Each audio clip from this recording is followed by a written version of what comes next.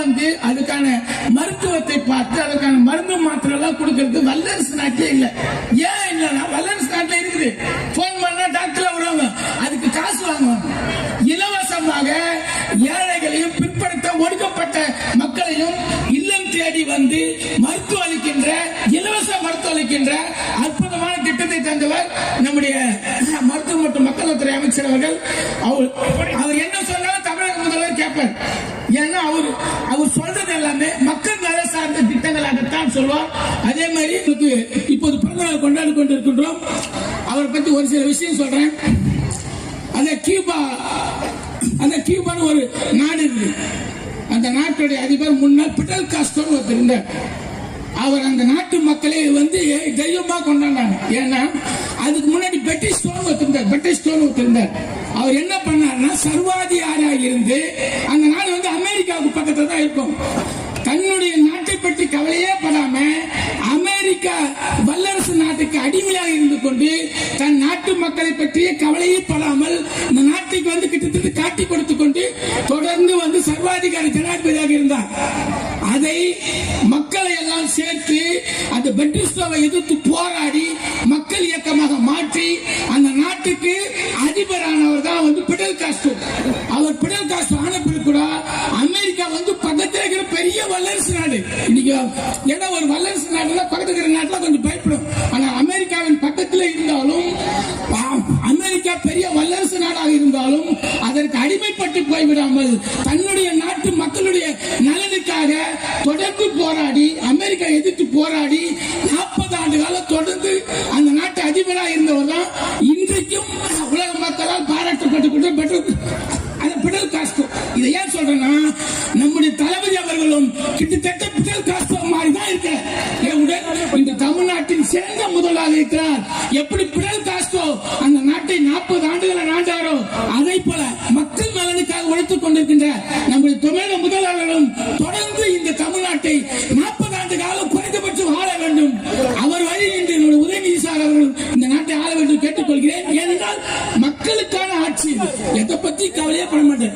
இப்போ இது பாருங்க, மத்திய அரசு வந்து மும்மொழி திட்டம் ஒன்று எடுத்துட்டு மும்மொழி திட்டம் பார்க்கறதுக்கு வந்து நல்லா இருக்கும். அதான் எக்ஸ்ட்ரா ஒரு மொழி படிச்சா என்ன அப்படின்னு தாய்மார்களே பொதுமக்களை புரிந்து கொள்ளுங்கள்.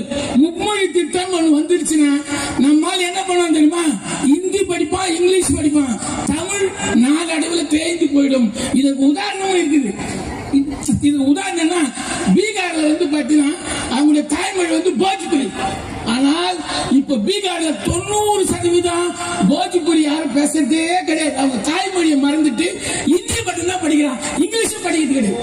ஒன்லி ஹிந்தி படிச்சு வந்து அறிவில்லாதனாலதான், ஹிந்தி படிச்சு அது சரியா படிக்காத அறிவில்லாத படிப்பறிவில்லாதனால்தான் மதத்தை மட்டுமே வியாபாரம் செய்து கொண்டு இந்து மதத்தை காப்பாற்ற நாங்கள் இருக்கிறோம், இந்து மதத்திற்கு நாங்க தான் என்று சொல்லி அந்த இந்து மதத்தை பற்றி வைத்து வியாபாரம் செய்து கொண்டிருக்கிற பிஜேபியை தொடர்ந்து ஆட்சியில் வந்து அவர்கள் அமர்த்துகிறார்கள். அவங்க ஓட்டு போடுறாங்க.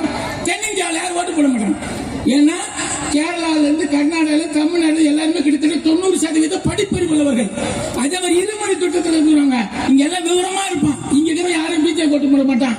வட இந்தியாவில் இருப்பவர்கள் தான் படிப்பறிவு இல்லாத மக்களால் அது இந்துக்கள் கட்சி என்று நம்பிக்கொண்டு அவர்கள் நம்பும் அந்த பிஜேபி பேசும் பொய் பிரச்சாரத்தை நம்பி வாக்களித்து தொடர்ந்து அவங்க ஓட்டு போட்டுக்கிறாங்க. அந்த மாதிரி ஒரு நிலை, படிப்பறிவில்லாத ஒரு நிலை இங்கு வரக்கூடாது என்பதற்காகத்தான் நம்முடைய தமிழக முதல்வர்கள் இருமொழி கொள்கையே போதும் என்கிறார். இருமொழி கொள்கையில் என்ன பிரச்சனை உங்களுக்கு? இருமொழி கொள்கையை படிச்ச நம்முடைய அப்துல் கலாம் அவர்கள் தான், அதுவும் அரசு பள்ளியில் படிச்ச அப்துல் கலாம் அவர்கள் தான் இன்னைக்கு வந்து அதாவது சந்திர மண்டலத்துக்கு ராக்கெட்டு போகுது. அதே மாதிரி எல்லா மிசைலுக்கும் அவுதான். அதான் ஏவுகணையுடைய தந்தை யார்? அப்துல் கலாம். அப்துல் கலாம் விட்டுட்டு போன திட்டத்தை பயன்படுத்தி தான் இன்னைக்கு சந்திராயன் முடிங்க, சந்திரன்ல போய் இறங்குது. எல்லாத்தையும் காரணம் யாரு? அரசு பள்ளியில் இருமொழி கொள்கையில படிச்ச நம்முடைய அப்துல் கலாம் அவர்கள் தான். அதே மாதிரி கூகுள் தலைவர் பிச்சை இருக்கார்ல, மையம் பிச்சை, அவர் வந்து இருமொழி கொள்கையில படிச்சவர் தான். இப்பதான் சந்திரபாபு நாயுடு வந்து நானதே வந்து அவர் சொல்றாரு, தமிழ்நாட்டை போல எல்லாரும் நீங்களாம் ஆங்கிலம் படிங்க. இவர் தான் போய் காவடி எடுத்து சந்திரபாபு நாயுடு தான் அங்க வந்து மதவாத கட்சியான பிஜேபி உட்கார வச்சுட்டு இப்பதான் நானே வருது.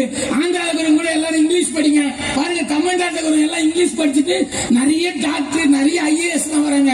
நீங்களும் இங்கிலீஷ் படிங்கன்றார். ஆனா அப்ப கூட நம்முடைய தளபதி மாதிரி ஆண்மையுடன் இருமொழி கொள்கையை வாங்கன்னு சொல்லல, எல்லாரும் இங்கிலீஷ் படிக்கின்றாரு. ஆனா நம்முடைய தளபதி அவர்கள் தமிழ்நாட்டு மக்களுடைய தமிழுடைய மாணவர்களுடைய தமிழுடைய எதிர்காலத்தை தளபதியார் அவர்கள் நம்முடைய சமிதாசன் அவர்கள் பேசுறாங்க. மடிப்பாக்கத்துக்கு ஒரு ஒரு ஒரு அதான் ஒரு சாப்பிட்டு எங்க மழை பெஞ்சாலும் மடிப்பாத்தா உடனே தண்ணி வந்துடும். அதையெல்லாம் வெள்ளம் வந்த போது நம்முடைய தமிழக முதல்வர்கள் அதாவது 3 முறை வந்து மடிப்பாக்கத்தை பார்வையிட்டு இருக்கிறார். அதோட விளைவு கிட்டத்தட்ட 1000 கோடியில் இங்க வந்து மடிப்பாக்கத்தில் பாதாள சாக்கடை திட்டம், மைனீர் வடிகால் திட்டம் போன்ற திட்டங்களை சிறப்பாக நிறைவேற்றி இருக்கிறார்.